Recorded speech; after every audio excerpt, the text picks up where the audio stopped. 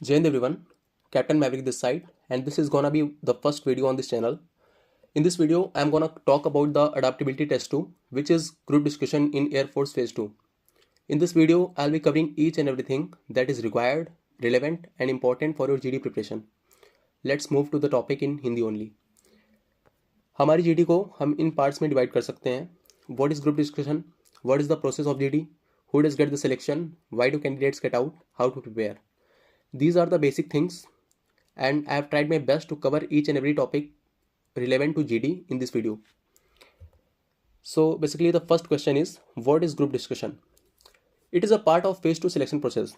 जब हमारा PFT 1 हो जाता है, PFT 2 हो जाता है और एडाप्टेबिलिटी टेस्ट 1 कंप्लीट हो जाता है, तब हमें GD के लिए भेजा जाता है. GD में पूरी ASC के बच्चों के स्मॉल ग्रुप्स बनाए जाते हैं. Each group 10 to 15 members contain करता है और सबको रिस्पेक्टिव हॉल्स में उनके होस्ट के पास भेजा जाता है. वहाँ पर एक टॉपिक मिलता है हमें. टॉपिक होता है करंट अफेयर से रिलेटेड, सोशल इशू हो सकता है, कोई डिफेंस रिलेटेड सब्जेक्ट हो सकता है, हॉबीज़ एंड इंटरेस्ट भी होते हैं. जैसे कि मेरे लास्ट 2 टॉपिक्स थे. The first topic was the role of sport in schools and the second topic was gardening. Very basic topics, so no need to worry at all. Duration जो proper GD की होती है, जहाँ पे एक group discuss करता है topic के बारे में, वो 15 to 20 मिनट्स होती है, जो प्रॉपर GD होती है. बाकी पूरे प्रोसीजर में 30 to 40 मिनट्स लगते हैं कम से कम. GD के अंदर हमारा असेसमेंट जो क्राइटेरिया होता है, जिसके बेस पे हमारा सिलेक्शन या रिजेक्शन होता है, that is clarity of thoughts and articulation. जो हम सोच पा रहे हैं उसे हम क्या एक्सप्रेस कर रहे हैं इंग्लिश में, because GD is executed in English only. Hindi हम लोग बोल सकते हैं बीच में, लेकिन हमें वापस से इंग्लिश में आ जाना होता है, क्योंकि English is the core language of GD. Second assessment criteria is logical reasoning and relevance. क्या जो टॉपिक है उसके रिलेवेंट हम बात कर रहे हैं या फिर हम कुछ ऐसे ही ब्लफ कर रहे हैं. So this is the second base. The third base is confidence under pressure. A very basic thing it is कि जब आप 15 से 20 लोगों के बीच में बैठे होंगे और उनमें से 2 ऑफिसर्स आपको बैठे होंगे एसेस करने के लिए, so you might feel a pressure on your self. वहाँ पे आपको अपने आप को एक्सप्रेस करना होता है, तो आपका कॉन्फिडेंस चेक हो जाता है. And the fourth pillar is team work and coordination. क्या आप एक टीम के अंदर रहकर काम कर पा रहे हैं या फिर आप अपनी ही चला रहे हैं, आप किसी को सुनना नहीं चाहते या आप सिर्फ खुद ही बोलना चाहते हैं. So that's a very important aspect too. And then let's go to the second question, what is the process of GD. देखिए GD का प्रोसेस बहुत ईजी होता है. A group of 15 to 20 candidates with one rough and one fair sheet enters the GD hall, where a officer and a JWO, जो कि officer का subordinate होता है, warrant officer, master warrant officer और junior warrant officer are waiting for you sitting on their respective chair. 15 से 20 बच्चे line से chest number wise एक हॉल के अंदर जाते हैं और एक सेमी सर्कल में बैठ जाते हैं. सामने टेबल पड़ी होती है, वहाँ पे ऑफिसर्स बैठे होते हैं जो आपको असिस्ट करने के लिए बैठे हैं. आपको एक रफ शीट और एक फेयर शीट दी जाती है और GD का सारा प्रोसेस जो होता है वो आपका मेन ऑफिसर आपको ब्रीफ करता है कि क्या क्या हमें करना है, क्या नहीं करना है, एवरीथिंग. 2 मिनट के लिए टॉपिक डिक्टेशन होता है और आपको जो रफ शीट दी जाती है उस पर आप अपने की पॉइंट्स को नोट कर लेते हैं कि मुझे इस टॉपिक के बारे में क्या समझ आया. जैसे गार्डनिंग टॉपिक है तो एक 2 मिनट के लिए एक स्पीकर पे वॉइस नोट प्ले किया जाएगा रिगार्डिंग द गार्डनिंग टॉपिक, और आपको उसमें क्या समझ में आया उसको आप नोट कर लेना है. जब आप नोट कर लेंगे उसके बाद आपको फेयर शीट लिखनी होती है. जैसे कि आप देख सकते हैं इसमें राइट फेयर शीट लिखा हुआ है. फेयर शीट लिखने के लिए हमें 10 मिनट दिए जाते हैं और उस फेयर शीट में हमने जो रफ शीट पे अपना लिखा हुआ है उसकी हेल्प से और जो हमने ऑब्जर्व किया है, ग्रेस्प किया है, हमें एक फेयर शीट प्रिपेयर करनी होती है जो कि सबमिट कर ली जाती है बिफोर और GD.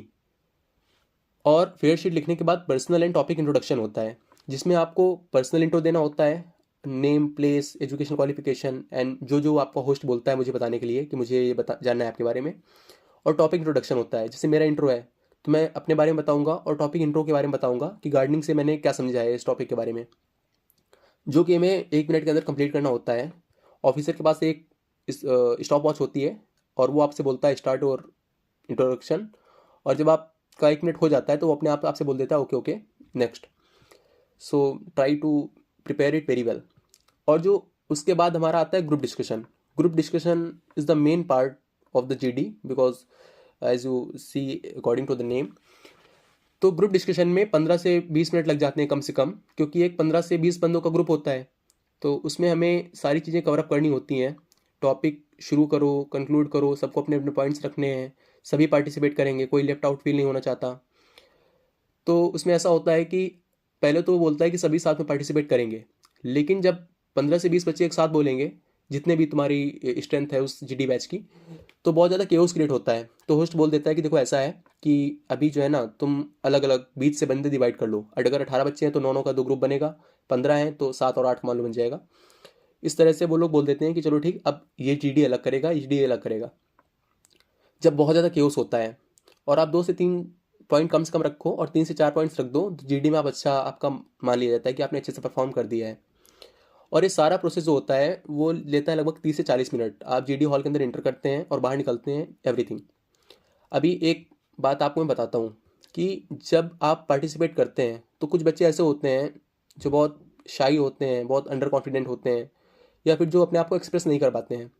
उनसे लास्ट में ऑफिसर बोलता है, those who have not been able to speak enough और participate well can put their point now, कि अभी तुम बोल सकते हो, तुम्हारे पास मौका है। तो इससे क्या समझ में आ रहा है? इससे समझ में आ रहा है कि officers give you every opportunity, he wants you to get in, लेकिन आप बोलना ही नहीं चाहते, यू आर फीलिंग शाई और वॉट एवर।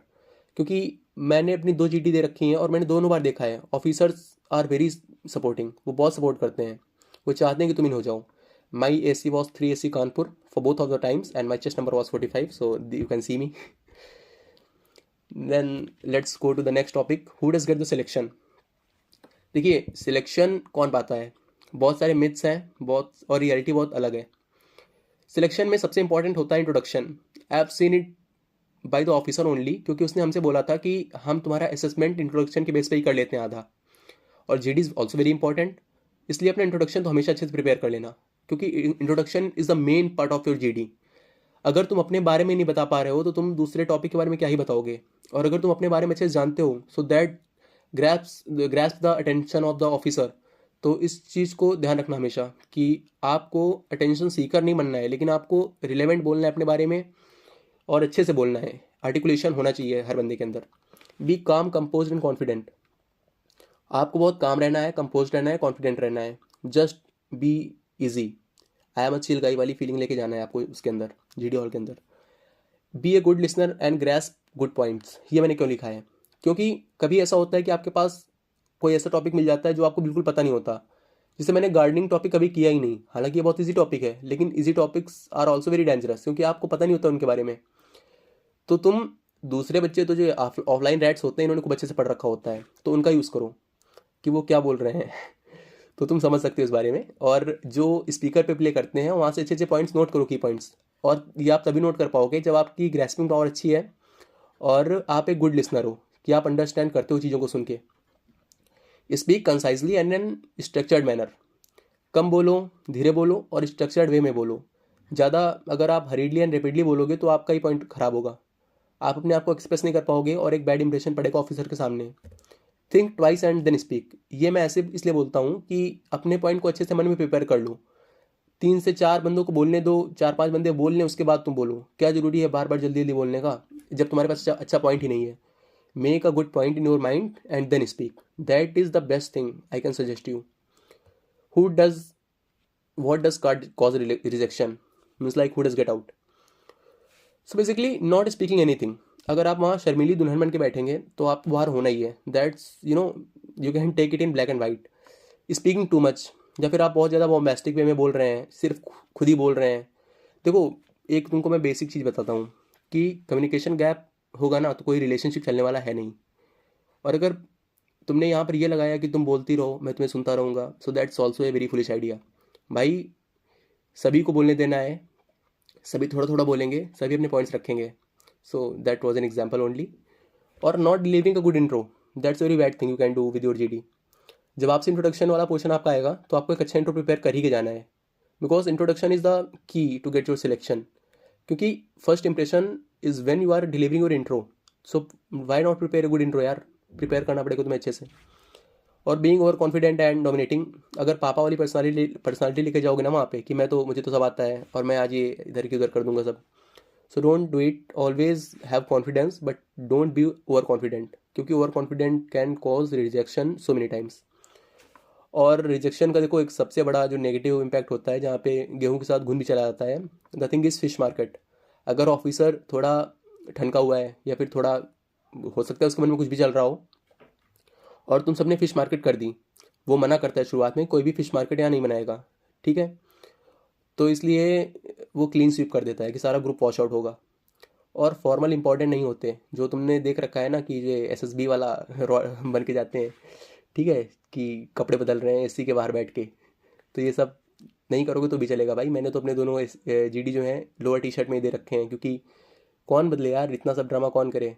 और मैंने मेरी जीडी में बैठे हुए थे 2-3 टाई वाई लगा के, वो ऑफलाइन वाले थे, एंड ऑफलाइन वाले यार you know they are very good, I can not say anything about them. Now how to prepare offline versus online. In my perspective, online preparation is enough efficient and far more better than offline. क्योंकि हाथ हिला हिला कर manipulate करने से, माँ बाप का सपना पूरा करना है कह के ऑफलाइन बुलाने से कुछ नहीं होता भाई। अगर आपका सिलेक्शन ऑनलाइन हो रहा है सो वाई टू गो ऑफलाइन।